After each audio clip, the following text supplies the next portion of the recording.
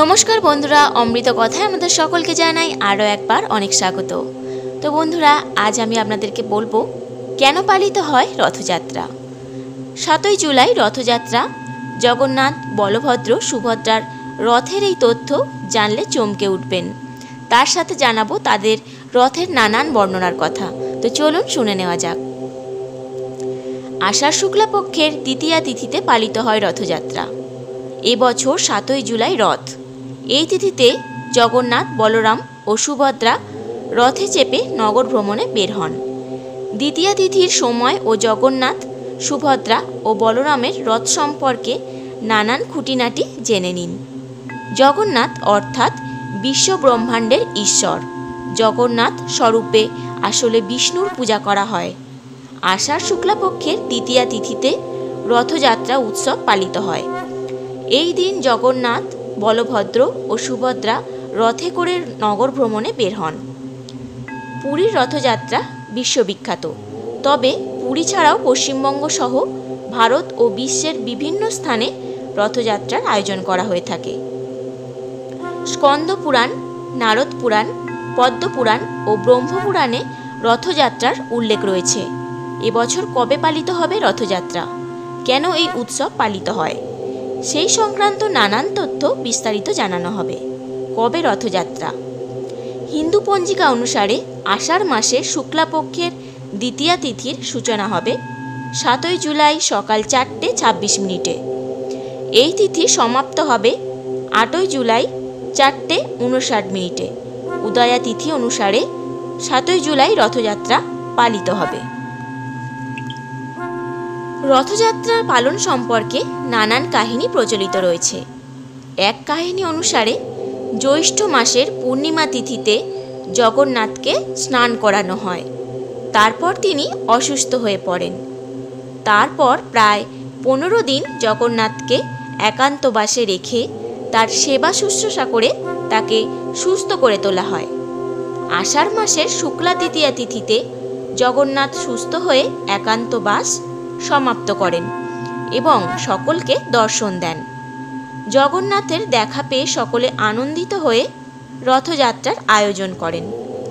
আবার অন্য এক পৌরাণিক কাহিনী অনুসারে সুভদ্রা দ্বারকা দর্শনের ইচ্ছা প্রকাশ করলে কৃষ্ণ ও বলরাম পৃথক পৃথক রথে বসে নগর ভ্রমণে বের হন। মনে করা হয় এরপর থেকেই প্রতি বছর রথযাত্রার আয়োজিত হয়। আর এক প্রচলিত বিশ্বাস অনুসারে ইহলোক ত্যাগের পর কৃষ্ণের সঙ্গে বলরাম ও সুভদ্রার পার্থিব শরীর সমুদ্র তীরে দাহ সংস্কার করা হয়। সেই সময় সমুদ্র তীরে ঝড়ের বেগে দ্বারকা ধামের অর্ধদগ্ধ শবদেহ সমুদ্রে প্রবাহিত হয়ে পুরী পৌঁছায়। পুরীর রাজা সেই 3 শব তুলে পৃথক পৃথক রথে বিরাজমান করান। নগরের লোকেরা নিজে সেই রথ টেনে সারা নগর ঘোরান। দারু কাঠ শবের সঙ্গে প্রবাহিত হয়ে এসেছিল। সেই কাঠ দিয়ে বাক্স তৈরি করে তাতে শব রেখে ভূমিতে সমর্পিত করে দেওয়া হয়। চারণ পুস্তক অনুসারে এরপর থেকেই প্রতি বছর রথযাত্রা পালিত হতে শুরু হয়। জগন্নাথ, বলভদ্র ও সুভদ্রার পৃথক রথ। শাস্ত্রমতে নিম কাঠ দিয়ে জগন্নাথ, বলভদ্র ও সুভদ্রার রথের নির্মাণ করা হয়। বসন্ত পঞ্চমী তিথি থেকেই রথের উপযুক্ত কাঠ নির্বাচন শুরু হয়। রথ নির্মাণে পেরেক, কাঁটা বা অন্য কোনো ধাতু ব্যবহার করা হয় না। যে 3টি রথে জগন্নাথ, বলভদ্র ও সুভদ্রা নগরযাত্রায় বের হন তাদের প্রতিটির পৃথক নাম ও বিশেষত্ব রয়েছে। চলুন জেনে নিই। জগন্নাথের রথের নাম নন্দীঘোষ। 16 চাকার এই রথ 45 ফুট উঁচু এবং লাল ও হলুদ রঙের হয়। এই রথের পতাকার নাম ত্রৈলোক্য মোহন। এর রক্ষক গরুড়, সারথি দ্বারকা। যে রশি দিয়ে জগন্নাথের রথ টানা হয় তার নাম শঙ্খচূড়। বলভদ্র, বলরাম বা বলভদ্রের রথ তালধ্বজ নামে পরিচিত। 14 চাকা বিশিষ্ট 43 ফুট উঁচু এই রথ লাল, নীল ও সবুজ রঙের হয়ে থাকে।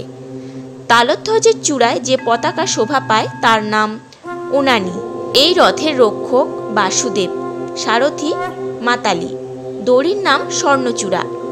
সুভদ্রা, শাস্ত্রমতে সুভদ্রার 12 চাকার 42 ফুট উঁচু রথের নাম দেবদলন। লাল ও কালো রঙের এই রথের পতাকার নাম নন্দিক। এই রথের রক্ষক জয় দুর্গা, সারথি অর্জুন ও রশির নাম স্বর্ণচূড়া।